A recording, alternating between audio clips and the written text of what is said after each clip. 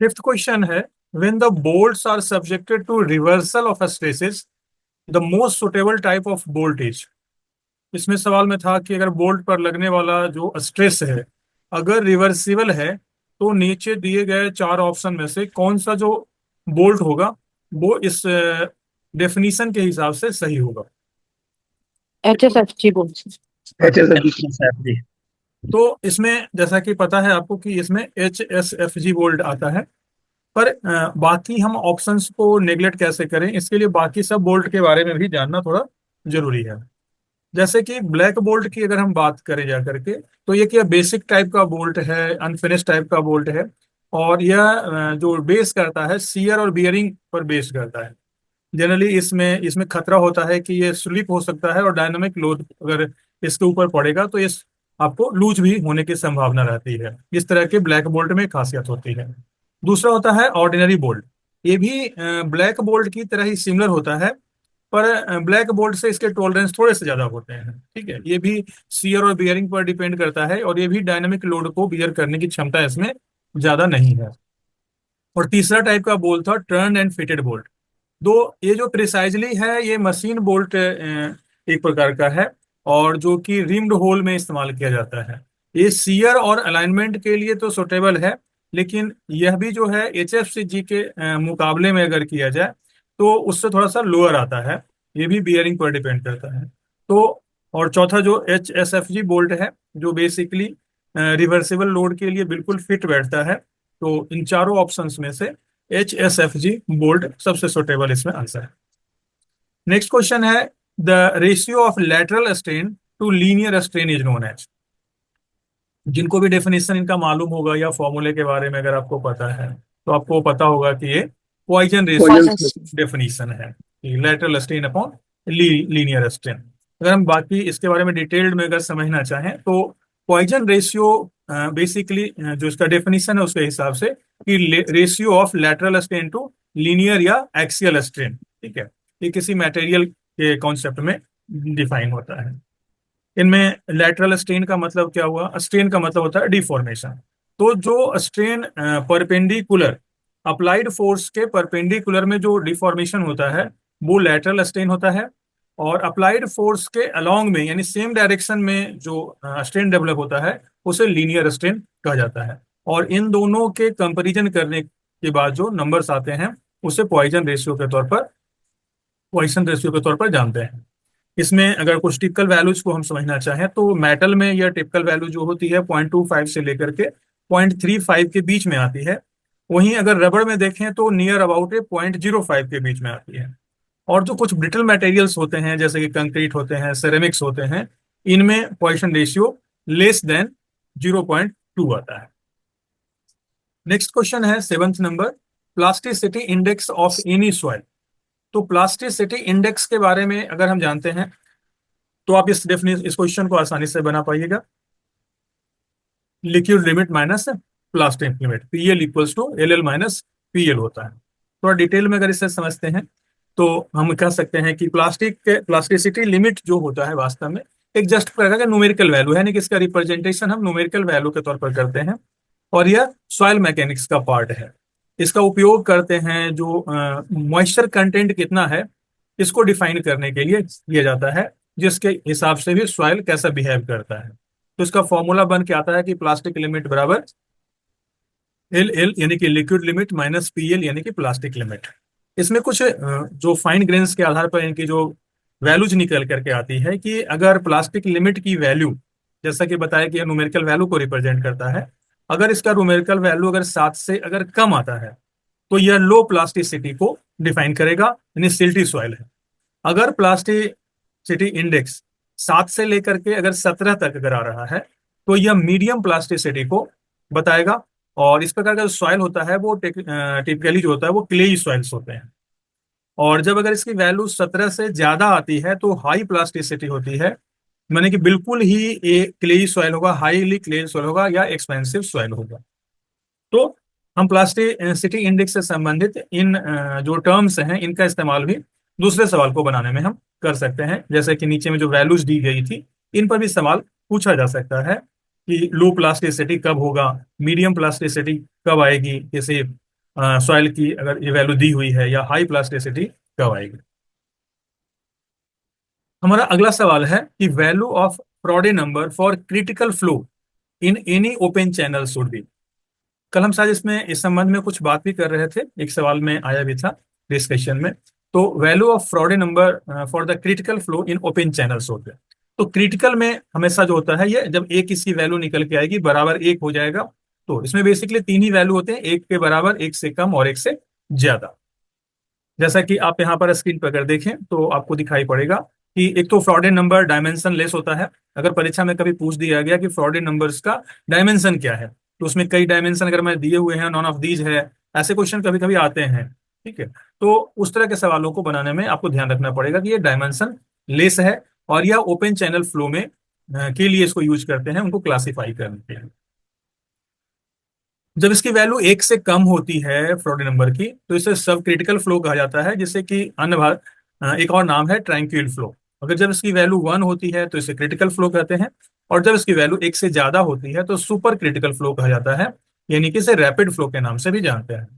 तो अभी हमने जो क्वेश्चन में देखा था, क्रिटिकल फ्लो के बारे में बात की गई थी, तो वहां पर इसकी वैल्यू वन। क्वेश्चन नंबर 9 को एक्सप्लेन करें कि which of the following is not a property of any catchment area. किसी कैचमेंट एरिया की कौन सी प्रॉपर्टी नहीं है। तो इसके लिए हमको एक बात समझनी पड़ेगी कि कैचमेंट एरिया से हमारा क्या तात्पर्य निकलता है, और इनमें से कौन कौन से टर्म हैं जो कि कैचमेंट एरिया के प्रॉपर्टी से डिफाइन होते हैं। सबसे पहले आपको उसको, इसके आंसर को डिफाइन कर लेते हैं कि इसमें जो इसका आंसर निकल करके आएगा, वो निकल करके आएगा maximum rainfall in that area.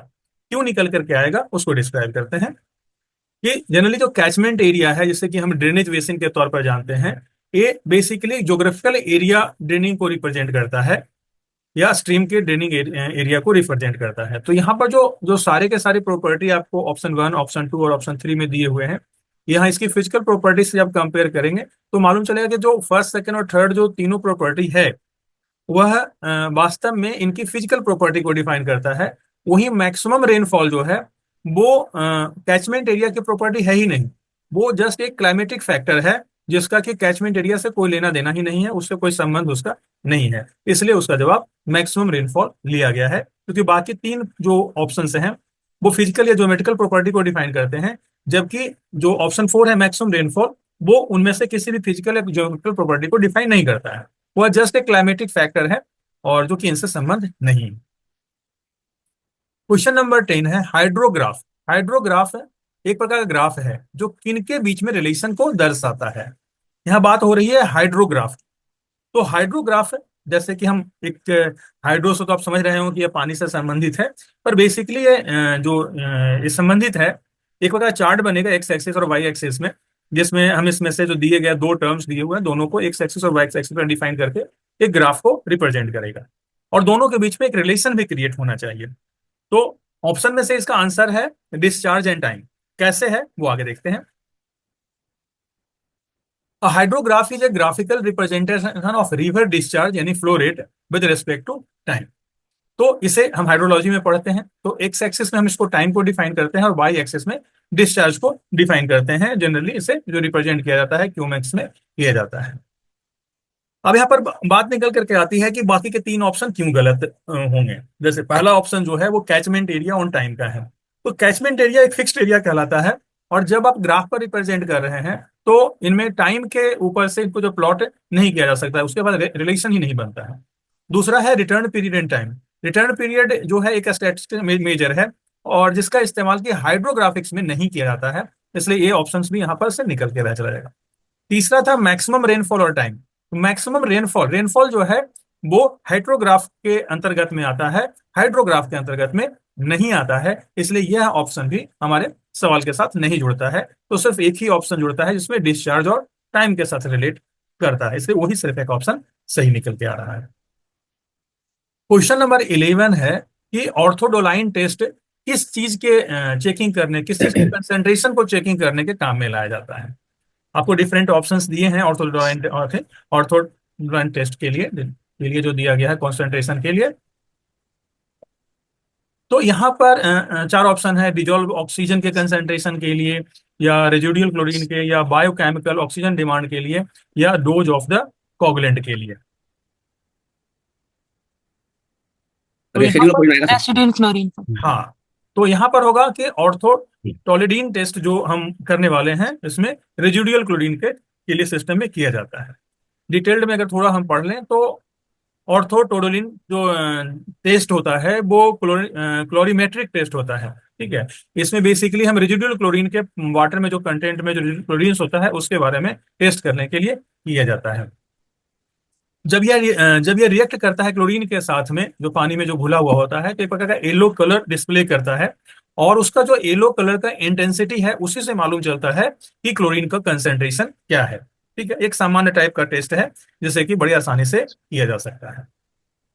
इसके लिए जो मेथड्स हैं वो आपको नीचे कॉमन टर्म्स में लिखा हुआ है कि although it was widely used, orthotolidine test now is replaced by the safer method that is known as DPD यानी N N di ethyl p fellow because of the orthotoluene is considered as carcinogenic test। तो ये अभी इसको शायद आपके हमारे book में दिया हुआ है कि नहीं दिया हुआ है, एज ए नोट के फॉर्म में हमें ये है। तो इस टेस्ट को इस डीपीडी टेस्ट के द्वारा रिप्लेस भी किया गया है। दूसरे ऑप्शंस क्यों गलत थे उसके बारे में जरा सा देख लें। दिया हुआ है कि डिजॉल्व्ड ऑक्सीजन क्यों गलत है। तो डिजॉल्व्ड ऑक्सीजन को टेस्ट करने के लिए विंकलर्स मेथड का इस्तेमाल किया जाता है, तो ये ऑप्शन ऑटोमेटिक गलत हो गया। दूसरा है बीओडी। बीओडी जो है इंक्यूबेशन और टाइट्रेशन के लिए किया जाता है, तो ये भी एक केमिकल कलर टेस्ट नहीं है, तो ये भी इसमें से काट दिया जाएगा इस सवाल में से। और डोज ऑफ कॉन्गुलेंट जो है वो जार टेस्ट के द्वारा होता है, वो ऑर्थोटोलिडीन टेस्ट के द्वारा नहीं होता है। तो इनमें जो दूसरे ऑप्शन हैं उसको भी हम इस तरीके से निगलेक्ट कर सकते हैं अगर हम बाकी सवाल ऑप्शंस को डिस्क्राइब कर पाते हैं। क्वेश्चन नंबर 12 में है, in water treatment aeration of water is effective in removal of. ये बड़ा सिंपल सवाल है कि एयरेशन ऑफ वाटर क्यों किया जाता है। आप सभी को पता होगा एयरेशन ऑफ वाटर, इनमें से कौन सा आंसर सही होगा। Generally gas. डिजॉल्व्ड गैसेज को रिमूव करने के लिए किया जाता है। एयरेशन इन वाटर ट्रीटमेंट है क्या? Aeration is the process of increasing the oxygen content in the water by exposing it to the air. यानी जो हमारा वाटर कंटेंट है उसे एयर में एक्सपोज करके, इन एयर के करीब ला करके उसमें से ऑक्सीजन की मात्रा को बढ़ा दिया जाता है। ठीक है, it involves spraying water into the air, bubbling air through the water और mixing air and water thoroughly. Purpose, जैसा कि बात से ही मालूम चल रहा है कि इसमें डिजॉल्व गैसेज को इसमें से हटाना होता है, जिनमें कार्बन डाइऑक्साइड होता है, हाइड्रोजन सल्फाइड होता है, जबकि गंध आपको कभी कभी पानी को आप कभी इस्तेमाल कीजिएगा कहीं अननोन वाटर कहीं से अगर आपको मिल जाता है, या कहीं घूमने जाते हैं, या कहीं पानी की जहाँ कमी मिलेगी कुछ ऐसा कभी, तो उसमें पानी में कभी कभी आप देखिएगा पानी अगर लेकर के आएंगे तो उसमें थोड़े सड़े हुए अंडे की जैसी गंध आती है। तो उसका जो बेसिक रीजन होता है कि हाइड्रोजन सल्फाइड का उसमें मिलावट होता है, उसके कारण ही उसमें से वो गंध आती है। फिर मीथेन का आपको उसमें CH4 का स्मेल भी आपको मिल जाएगा। तो जो कई ऑक्सीडाइज्ड डिजॉल्व मेटल्स होते हैं, जैसे आयरन के ऑक्साइड्स होते हैं, मैग्नीज के ऑक्साइड्स होते हैं, ये मतलब ये हैवी मेटल से डायरेक्टली तो रिमूव नहीं कर सकते हैं, पर इनके गंध को, इनसे अगर कोई गंध क्रिएट हुआ है तो वो मिटाया जा सकता है। और इसका एक फायदा और भी होता है कि सिर्फ गंध ही नहीं मिटता है, एरेशन इन वाटर ट्रीटमेंट से थोड़ा बहुत टेस्ट और इसके ऑर्डर में यानी गंध में दोनों में परिवर्तन आपको देखने को मिलेगा। और बाकी जो ऑप्शंस इसमें दिए हुए थे वो क्यों गलत हैं।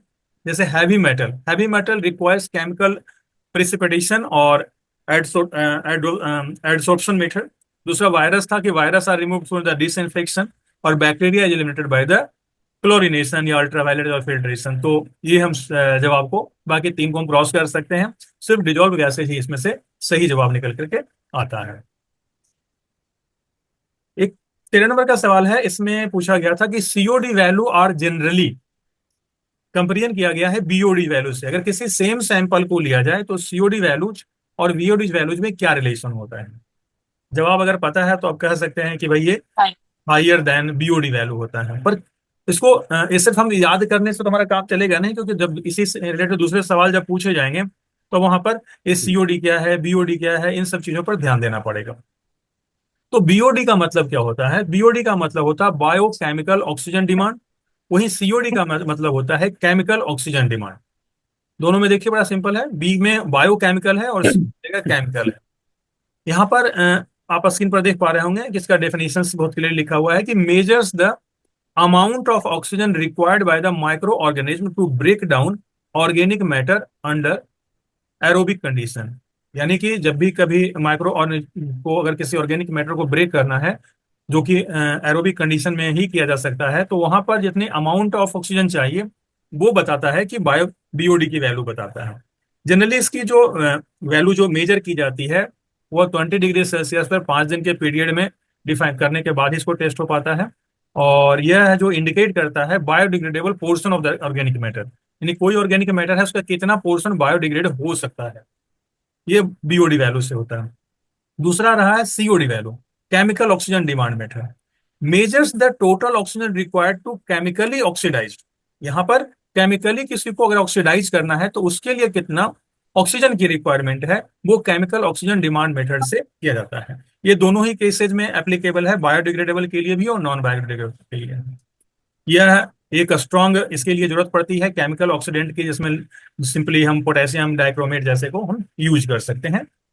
तो यहाँ पर जब कंपैरिजन किया जाता है, जब इनको कंपैरिजन किया जाता है तो सीओडी की वैल्यू जो हमेशा पाई जाती है, सेम अगर हमने सैंपल लिया हुआ है तो बीओडी की वैल्यू से ज्यादा आती है। कारण क्या रहता है कि सीओडी में बोथ बायोडिग्रेडेबल और नॉन बायोडिग्रेडेबल मेटर होते हैं, और बीओडी में सिर्फ बायोडिग्रेडेबल ही फ्रैक्शन पोर्शन उसमें पाया जाता है। तो इस प्रकार से जब हम जनरल कोई वाटर या वेस्ट वाटर सैंपल अगर कलेक्ट करते हैं और उनमें दोनों की वैल्यू को कंपेयर किया जाएगा, तो उस कंडीशन में सीओडी की वैल्यू बीओडी की वैल्यू से ज्यादा आएगी। Pre investment decision for a railway project are made based on which report. उसमें पहले इसके बारे में हम लोगों ने साथ चर्चा की थी इस सवाल को लेकर के, कि रेलवे प्रोजेक्ट में प्री इन्वेस्टमेंट जो डिसीजन लेते हैं उनमें किस रिपोर्ट पर होता है। ठीक है, तो उनमें हमने 4 प्रकार के सर्वे के बारे में पढ़ा था, जिसका वीडियो ऑलरेडी हमने अपलोड भी किया हुआ था कि 4 प्रकार के सर्वे हैं। ठीक है, यहाँ पर अगर हम देखेंगे तो आपको उन कंपेरिजन करके देखें तो 2 सर्वे तो इसमें आपको देखने को ही नहीं मिल रहे होंगे, इसके जगह 2 अलग अलग नाम आपको दिख रहे होंगे, हाइड्रोग्राफिक सर्वे और एस्ट्रोनॉमिकल सर्वे। उस जो सर्वे में जो मैंने बताया था 4 ऑप्शन, उसमें से 2 या 3 आपको देखने को मिल रहा है, फाइनल लोकेशन सर्वे, प्रिलिमिनरी सर्वे और ट्रैफिक सर्वे आपको देखने को मिल रहा है। इसका जवाब आप लोग को पता होगा कि इसका जवाब है प्रिलिमिनरी इंजीनियरिंग कम ट्रैफिक सर्वे, क्योंकि जैसे शुरुआत में हमने जब बात की थी कि ट्रैफिक सर्वे इंडिपेंडेंट नहीं किया जाता है, वो दूसरे सर्वे के साथ में ही किया जाता है। तो यहाँ पर ट्रैफिक सर्वे और प्रिलिमिनरी सर्वे दोनों ही यहाँ पर प्री इन्वेस्टमेंट के लिए आपको इसको इस फैक्टर को यूज किया जाता है। डिटेल एक्सप्लेनेशन में वैसे तो ऑलरेडी इसके बारे में वीडियो में काफी डिस्कस कर चुके हैं, तो जैसे कि सिंपल देखेंगे ट्रैफिक सर्वे क्या है। ट्रैफिक सर्वे एक करंट एस्टिमेट बनाता है एक फ्यूचर ट्रैफिक डिमांड के लिए क्या आता है। इसी प्रकार और भी ये डिटेल्स यहाँ पर दिए हुए हैं, ये पढ़ने के लिए है। बाकी अगर उसमें देखें जो हम डिस्कस किए थे, तो अकाउंटेबल अगर किया जाएगा तो प्रिलिमिनरी सर्वे और ट्रैफिक सर्वे जो होता है वही सिर्फ इस्तेमाल में लाया जाता है जब प्री इन्वेस्टमेंट की बात की जाती है। फाइनल लोकेशन सर्वे में पोस्ट इन्वेस्टमेंट की बात की जाती है, जब फाइनल डिसाइड हो जाता है कि हाँ भाई अभी प्रोजेक्ट हमको करना ही करना है। जैसे कि यहाँ पर देखिए, final location survey is done after the project is approved in principal.